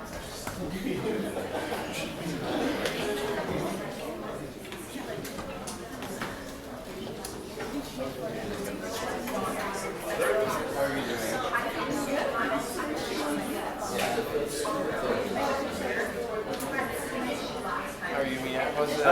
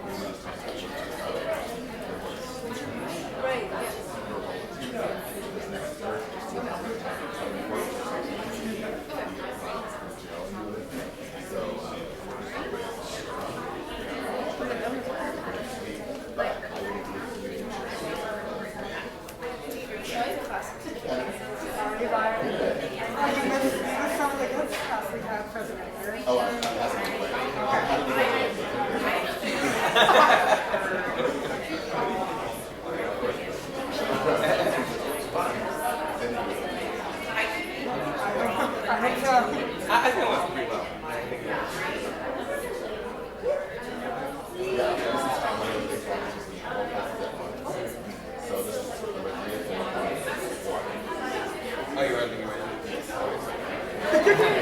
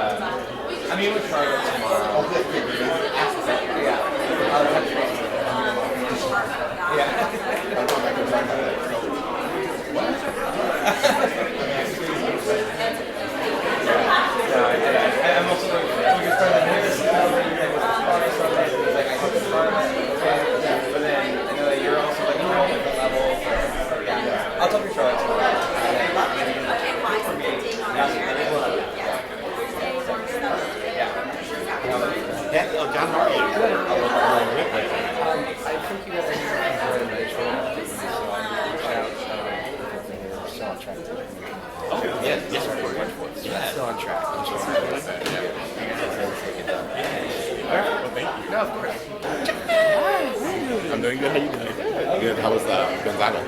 That's what I want. It's so cool. Yeah. I don't know if you've ever been. I've never been there. It's like, love USD. Yeah. But like, they have like school sport. Oh, yeah. Basketball. Yeah, it helps, right? It helps. If we have like better teams besides our women's volleyball, I mean, they're great, right? And like the whole campus is like really cool. But, like outside the campus is like big community college. Like it's just hard. It's the college town. Because we're in a big city of We're in San a big Diego. city. Yeah. Exactly. It's very different. Yeah. But I mean, I love USD too. Yeah. Because Gonzaga, I don't know if you knew this. I got to Gonzaga first before USD. So I had a month of like, I thought I was going to the Gonzaga. Yeah. And then the last second USD offered a better package. And then I was like, come down to San Diego. Yeah. Well, I think my biggest thing was like the city. And like you know, Gonzaga, cool. Spokane is like, there's just nothing there. Yeah. Big difference. How you doing? I'm doing good. Yeah, I'm headed to outside of Andreas. I have 4 places to be at once, so this is 3 or 4. So I'm going to go to 4 or 4 right now. That's crazy. Yeah. It's your life. Yeah, it is. It's your life. Well, just, yeah. That's the idea of that.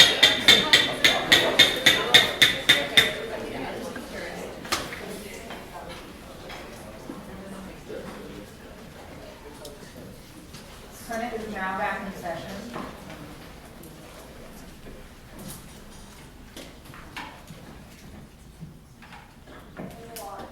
The time allotted for this agenda item has expired. The idea committee chair. I move to extend the allotted time for an extra 10 minutes. Second. There's a motion on the floor to extend the allotted time by an extra 10 minutes. Is there any discussion? If there's no discussion, we'll now move to a vote. All those in favor, please raise your placards. All those opposed? Any abstentions? Motion passes. The allotted time is extended by 10 minutes. The speaker pro tempore. I yield my time to member of the public.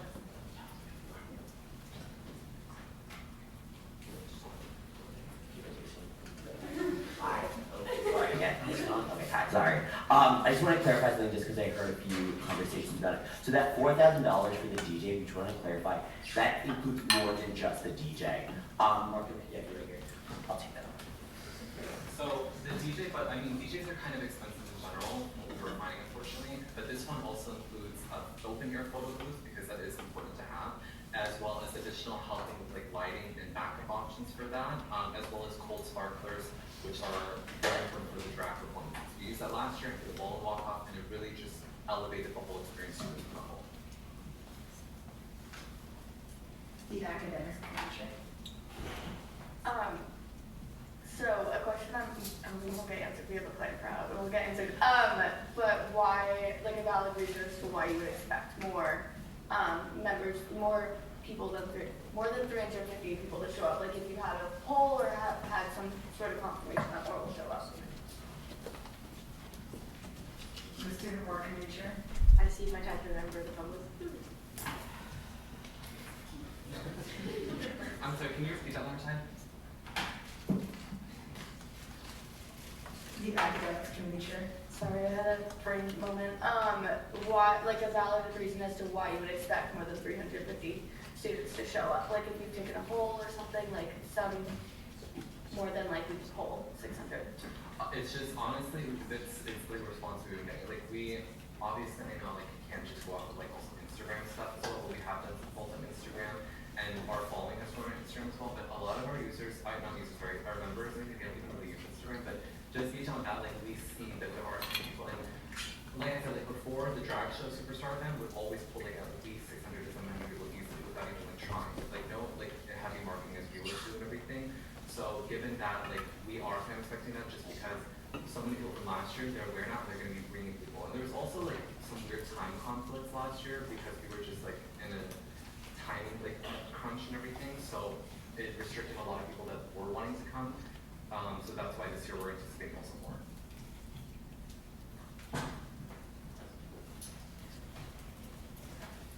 Senator Isabella. Okay, fine. I don't think this mic works. So we were talking earlier about fundraising and how you didn't necessarily have the capacity. Capacity last year to fundraise, and you're saying that you're having the same issue this year.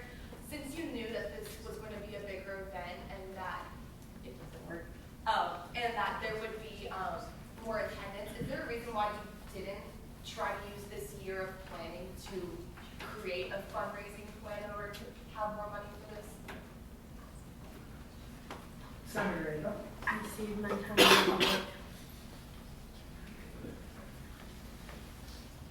Okay, so basically you're asking, given that we know that this is going to be a bigger budget and a bigger year, why didn't we try to plan more for our fundraising? Personally, I don't think it's, if I'm being completely honest, I don't think it's really fair to ask us to expect to do fundraising. A lot of other groups don't, and I think it's also important to know there really are no like USD held LGBTQ events and everything. Like there really are not, like as far as this scale, you know, just like the general, like not from the commons, just like in general everything. So I don't think it's really fair to ask us personally, but second of all, like we would like to fundraise if we could, but it's just, it's so difficult. Like we, just putting this event on, I don't think a lot of people understand how much work it takes personally. And like I said, this is our second year as a rebranded group because we were trying to make an LGBTQ student org more representative and inclusive and giving the students what they needed more from like previously, which was TSG and Pride. So we are still working on both aspects, working on this fall as far as other things. And we also are trying to get that Convar Foundation, like the first gen scholarship and everything. So all of those aspects are also very important to us, and we didn't think that we would have to prioritize fundraising as well because of that. Senator Jackson. Hello. In regards to the fundraising for your question, why can't this event be a fundraising event in itself? Like, just at least have like donation boxes if people are willing to be generous. It could be a perfect opportunity to like at least get some accumulated funds for this event. Just like, yeah. So no entrance fee, but just a donation box, just in general. Thank you. The idea committee chair. I cede my time to a member of the public. Point of personal privilege, the acting chair will now take role as, the speaker pro tempore will now take role as acting chair for the rest of the Senate meeting today.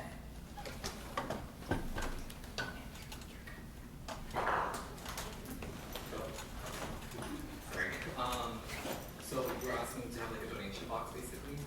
We're not opposed to that. That's something, can I ask how would that work like as far as like from a technical perspective? Like, because we do, I know like even when we get like the funding provided after the hearing, we, from like how financing rules work here, I know that like you can go, you do the performance contracts, you do the service contracts and everything, but they get paid after the event. So how would that work as far as because we can't gauge like of course how much we're getting for donations. I think that's a lot trickier. So I'm like, I don't want to like, for example, book a drag artist that's really pricey and then we're expecting like, I don't know, XYZ amount from donations and then we don't get that personally. And one thing we did bring up is we also brought, if we were to sell tickets, like we would really want that money to go to something to help like an LGBTQ community and everything, not to help, you know what I'm saying? Like that kind of perspective, like as far as a philanthropic endeavor. The academics committee chair. Two things I want to emphasize. One, like the previous point, if you can't gauge how much you're going to make from donations, you can make anywhere from $5 to $500, and you just don't know. Also, the second thing I want to emphasize is as soon as you start charging students, less students are going to go because no one wants to pay out of pocket for a fun event. Even if it's like, no matter how fun it is, people will be like, I have that money to spend elsewhere. I'm going to live it for good. So the goal in my mind is to keep it completely free for students to come, and we deal with the rest of the cost breakdown here. Okay, yes, everyone's been making very good points so far. I would just like to point out the importance of this event. Yes, I think we are all under a certain understanding.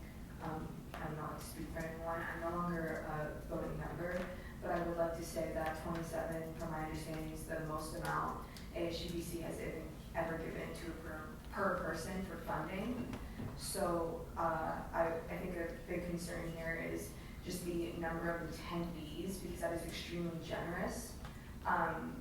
It's just ASGBC is expecting 350, whereas the club is predicting 650, and those numbers are a little bit different. So I would claim relevance to those points. Student life committee chair. And I want to follow that by saying that if we are thinking of consistency, and looking at the numbers, we do need to remember as well that there are 3 more funding requests coming after this.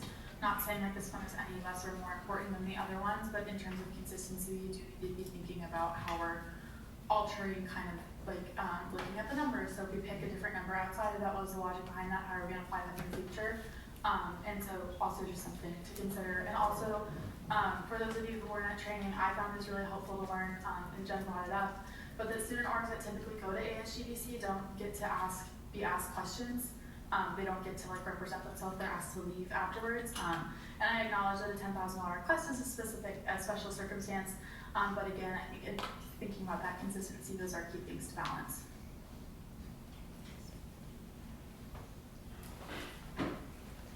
Senator Jameson. Just to quickly clarify, the donation box is not for like this overall event, but more like to prepare for like maybe next year or any other initiatives that you might have in the future. But I just brought it up as an idea. Appreciate it. Thank you. The athletics coordinator. And I don't even know how this really like shows up. I just want to call attention to it that if we are to fund in whatever amount, I think that it's important to understand that the declarations will be used like over and over again, because I mean, if we don't fund decorations, like if we don't fund quality decorations this time around, then we're gonna have the same request next year and the year after that and the year after that, because no one is saving paper decorations. We don't save paper decorations, nobody else saves paper decorations. So like, everyone's gonna recycle it and then you're gonna have to buy it again. And so, I mean, I do think that it's kind of important to think of this as like an investment into an event that will continue to happen. And also, I also think that like, I mean, and maybe George, or sorry, the finance chair, you can speak to this. I don't know of another event of this like capacity by a student org on campus to like, I guess, relate it to compare it to be able to say like, oh, this is, you know, fair or not fair. If this is like the first of its kind, we're basing this funding off of the funding that we did for the exact same event last time. So I don't know if you tell me this. Point of order, the time allotted for this agenda item has elapsed. Yeah, Dennis, can you share? I move to extend the time by 5 minutes. There's a motion on the floor to extend the time by 5 minutes. If there's no further discussion, we will now move to vote. All those in favor, please raise your placards. All those opposed? Any abstentions? Motion passes. The allotted time has been extended by 5 minutes.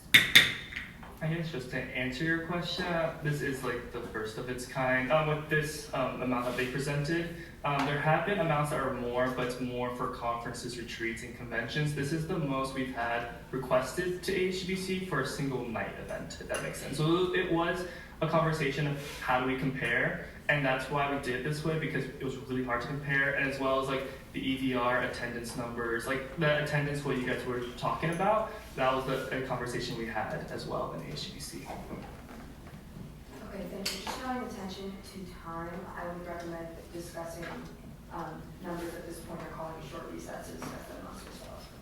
Senator Sean. Yeah, this is my final question for the finance chair.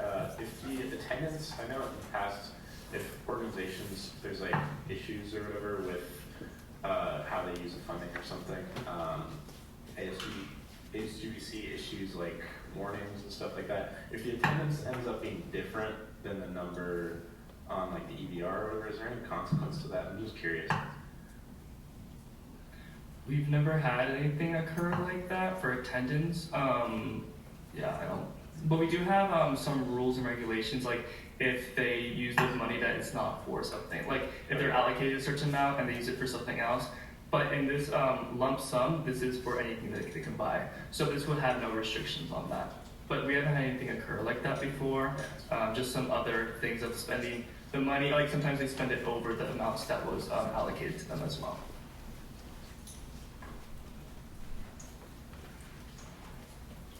The athletics coordinator. Okay, so just to move us along a little bit, and just because this is the first step in it, I am going to move to deny the ASGBC recommendation, just on the basis that, at least on this half of the room, nobody has talked about like that number being accepted, so I would like to move to deny the ASGBC recommendation. There's a motion on the floor, hasn't been seconded. Is there any discussion? Okay. Just a reminder that we do need 2/3 for this motion to pass. Okay. All those in favor, please raise your placards.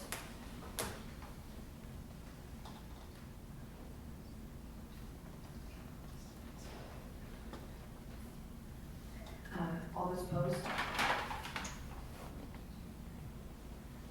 Nice and nine, please.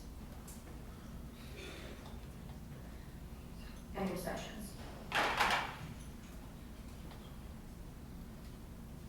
Motion fails.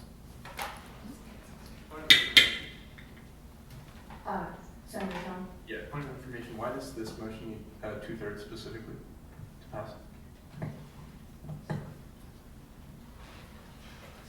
Chief Justice? It actually doesn't. This is a normal vote, so you need the simple majority. In this case, if there is a tie, it would go to the chair. Thank you. Point of order, I'd like a recount. Okay, recount. All those in favor, please raise your placards.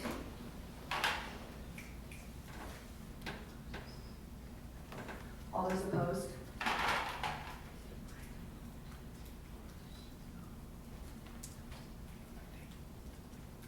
Any abstentions? Motion passes.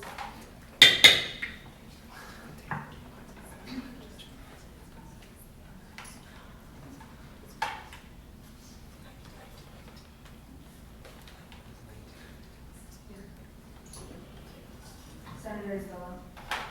So I do understand, regarding my issues.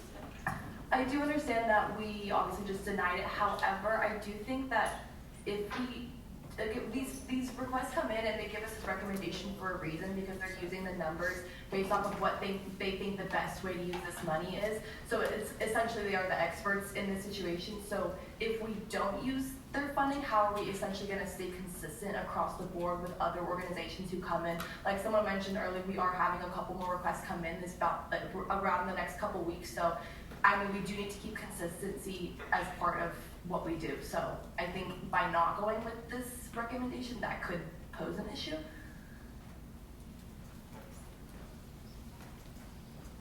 The athletics coordinator. At least from my logic in making that motion, I'm not denying the idea of the $27 per person. I just am not in agreement with the 300 student decision that was made. So I'm not denying their protocol in general. I'm denying the amount. Senator Sean. Yeah, just to build off of it, it sounds like ASGBC didn't have a variety of extra information that they were so kind as to provide with us, such as the bare minimum request, like 14,000, and also like the attendance numbers might be a little bit different than what they expected on the EVR initially. So I think it's fair, we can still be consistent if we honor a different number than the ASGBC recommendation, because we are going off of further information that they presented us with today. That doesn't mean we have to. I'm just saying I think you can support that being consistent, in my opinion. And this is just an announcement clarifying that if you are a part of any organization, you must abstain from the vote. Just clarifying. Okay, Senator Osa.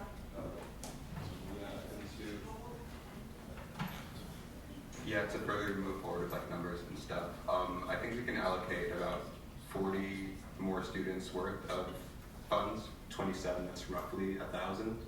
So I'm thinking we can go for a number of 10,450 in lump sum.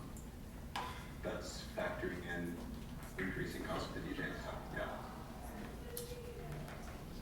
And I'd also like to say it is in the ASGBC's like best interest to slightly underestimate the amount, so like further preserve costs and stuff. So I think we can, in good faith, say that the cuties would probably get around 400 members or 400 students to show up. Yeah. The sustainability coordinator. Point of personal privilege. Taken all. Senator Isabella. Could we get a clarification again on what exactly was submitted with the EVR and what was the expected attendance? And if that attendance strays from it, what what does ASGBC do to kind of accommodate that? Senator Zakala. The EBR when the EBR was submitted, it was 300 undergraduate students, and then on the presentation it says around at least 650 students, and I believe that the UC Form APC can only hold 652 students, and if any more, that is a safety issue.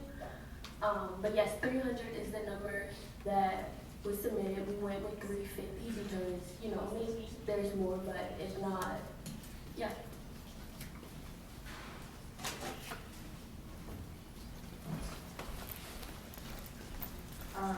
Are there any motions? I believe Osa brought up the number 10,530.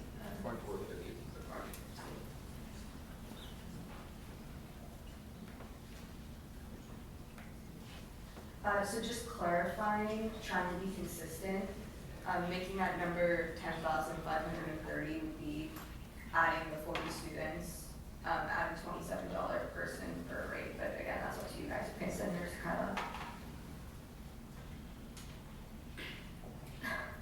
Sorry.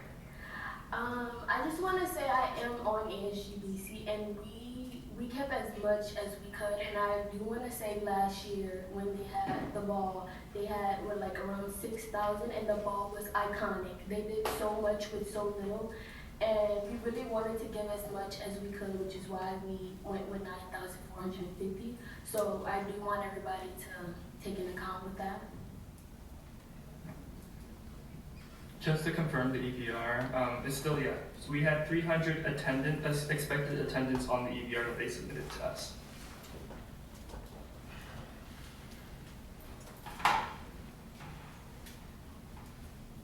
Senator Zakala.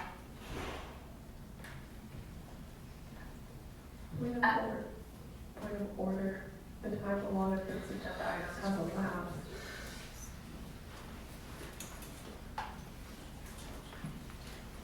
Senator James. I move to increase the time, the rest of the time that we have, like 10 minutes.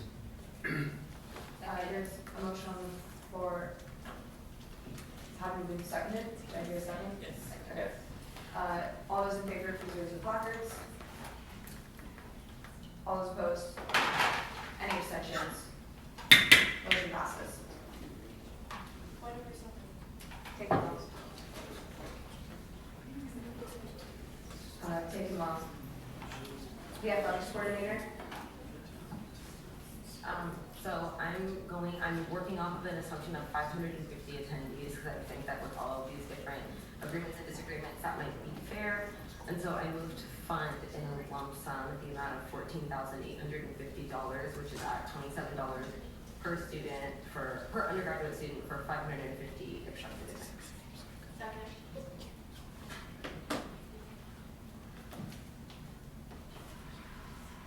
Okay, there's a motion on the floor having been seconded. Remember, vote in the best interest of your constituents, not in time. Anything can be tabled to a further date. Is there any discussion? Senator Osa. I move to amend the motion back down to the 10,530. There's a motion on the floor to amend the motion back to the $10,530. We will now move to a vote. All those in favor, please raise your placards. 1, 2, 3. All those opposed? 6, 7. Okay. Motion fails.